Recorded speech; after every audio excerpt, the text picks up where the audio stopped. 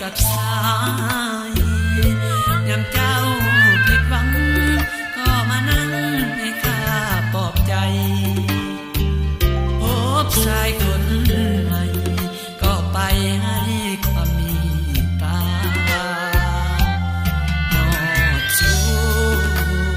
อายในอู่แก่ใจวันหนึ่งน้องคงต้องไปจากใจคนจนนั่งข้าบ่มีไป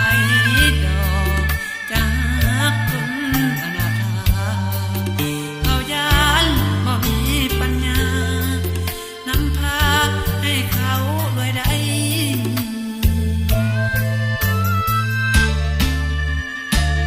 เลิกกันโดยดีให้นาลี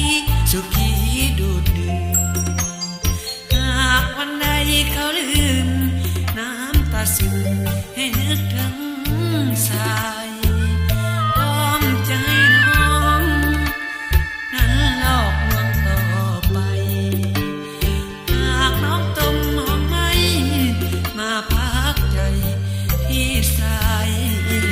คนเดิม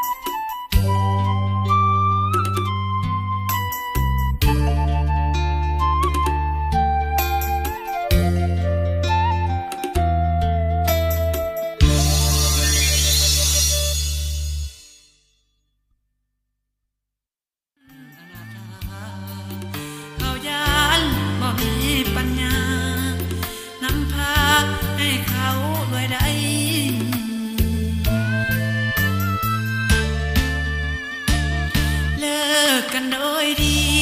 ให้นาลีสุขีดูดดื่ม